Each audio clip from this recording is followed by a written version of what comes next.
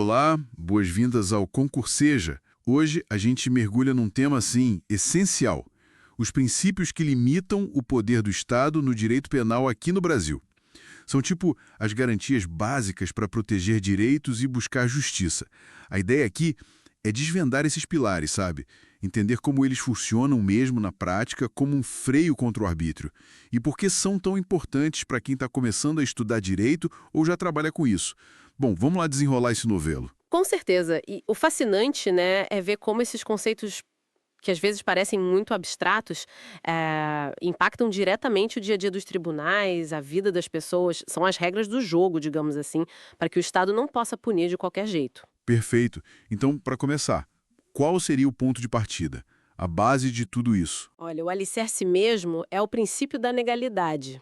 Aquela frase famosa: não há crime sem lei anterior que o defina, nem pena sem prévia cominação legal. Isso está lá na Constituição, no Código Penal. É fundamental. Basicamente assim, ninguém pode ser acusado ou punido por algo que não estava bem definido como crime numa lei escrita antes de a pessoa agir. E tem mais, viu? Só uma lei formal, aprovada pelo Congresso, é que pode criar crimes e definir penas. É o que chamam de reserva legal. Ah, sim. Isso dá uma segurança, né? Saber as regras do jogo antes de jogar. E como isso se liga com aquela ideia de que a lei não pode viajar no tempo para trás? Exatamente. Essa é a conexão direta com a anterioridade da lei penal. Uma lei nova, se for mais dura, não pode ser aplicada a fatos que aconteceram antes dela existir. Ela só vale daqui para frente. Agora, tem um detalhe importante. Se a lei nova for mais benéfica para o réu, tipo diminuir a pena ou deixar de considerar algo como crime, aí sim ela deve retroagir. Ela volta no tempo para ajudar. É um equilíbrio, sabe? Entre a segurança de saber qual lei vale e a ideia de aplicar sempre a lei mais favorável. Entendi, entendi. Faz sentido. Mas, assim, não basta o que a pessoa fez estar na lei, certo? A pessoa em si, a intenção dela, isso conta também, né? Conta, e muito. Aí entra outro pilar essencial: a culpabilidade. Não é só olhar para o ato, para a conduta descrita na lei. A gente precisa analisar o lado subjetivo. A pessoa agiu com intenção, com dolo, ou foi por um descuido, uma negligência, imprudência, o que a gente chama de culpa. O nosso direito penal proíbe, assim, categoricamente, punir alguém só pelo resultado, sem olhar para a intenção ou para a culpa. A tal da responsabilidade objetiva não tem vez aqui. Quer dizer, tem que ter uma ligação da pessoa com o fato, não só o fato em si. Isso. E para ser considerado culpável, a pessoa precisa, basicamente, ter capacidade de entender que o que ela fez era errado e poder ter agido de um jeito diferente. Se ela não tinha essa capacidade, por algum motivo, a culpabilidade pode ser afastada. E essa análise da pessoa, da intenção, se reflete na hora de aplicar a punição, imagino. Com certeza absoluta. Isso nos leva direto a outros dois princípios muito importantes: o da humanidade das penas e o da individualização da pena. A nossa Constituição é clara. São proibidas penas de morte, penas cruéis, de trabalhos forçados, de banimento, penas perpétuas. A dignidade da pessoa humana é o limite, mesmo para quem cometeu um crime.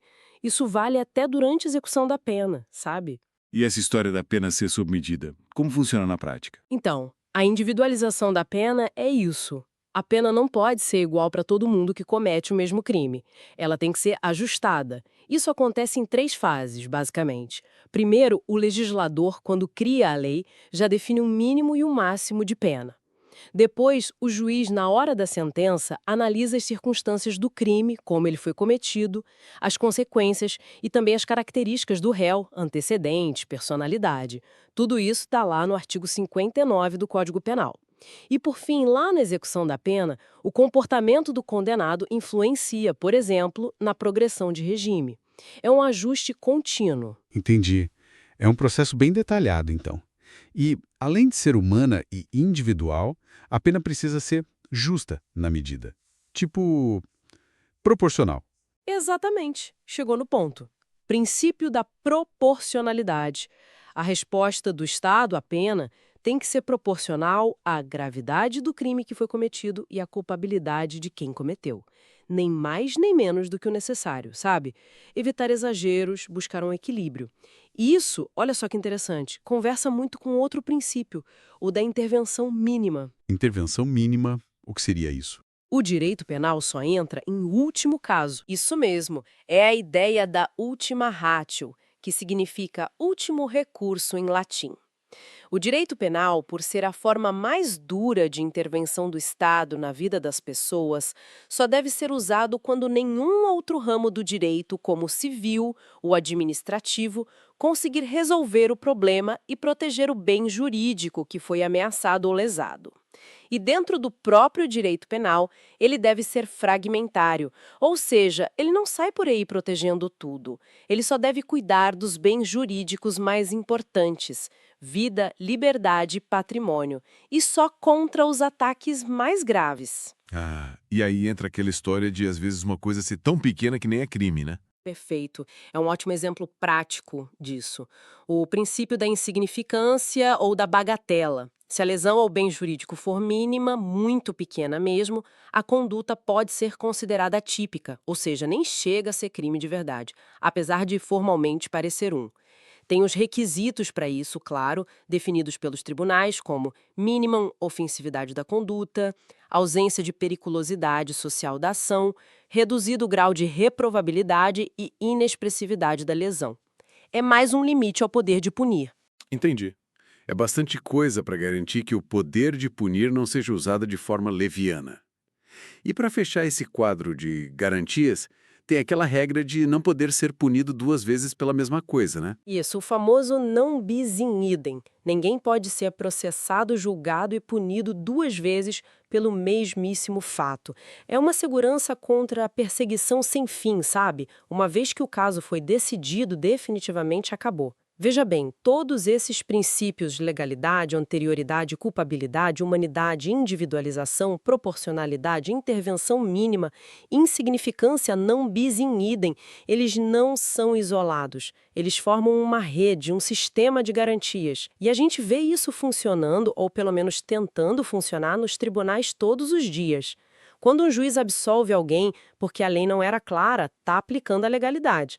Quando ajusta a pena pensando nas circunstâncias, está individualizando. Quando reconhece a insignificância, está aplicando a intervenção mínima. E mesmo quando a legislação muda, como você mencionou, sei lá, uma nova regra sobre monitoração eletrônica, por exemplo, na Lei Maria da Penha. A aplicação dessa nova regra tem que respeitar todos esses princípios, eles são o filtro. Então, para a gente amarrar as pontas, o poder de punir do Estado no Brasil, ele não é ilimitado. Ele é, na verdade, bastante contido por esses princípios todos que a gente conversou. Eles garantem que a lei seja clara e prévia, que a pessoa por trás do ato seja considerada, que a pena seja humana, individualizada, proporcional e que o direito penal só atue quando realmente necessário. É isso. É exatamente isso. São as balizas fundamentais do nosso sistema penal acusatório que visam proteger o cidadão contra o arbítrio estatal. E isso, claro, nos deixa com uma questão para pensar, né? Uma reflexão final, talvez. Como a gente consegue equilibrar a aplicação rigorosa desses princípios, que são conquistas importantíssimas da civilização, com as demandas da sociedade por mais segurança, por punição, especialmente quando surgem novos tipos de crime, novas tecnologias. Onde que está o ponto de equilíbrio justo nessa tensão que sempre existe entre garantia e eficiência? É um desafio constante. Uma pergunta complexa e super atual, sem dúvida. Fica aí a reflexão para o nosso ouvinte. Bom, agradecemos muito a companhia de todos nesta análise profunda aqui no Concurseja. Não deixem de nos acompanhar para mais aulas, mais conteúdos que com certeza vão ajudar nos seus estudos. Até a próxima!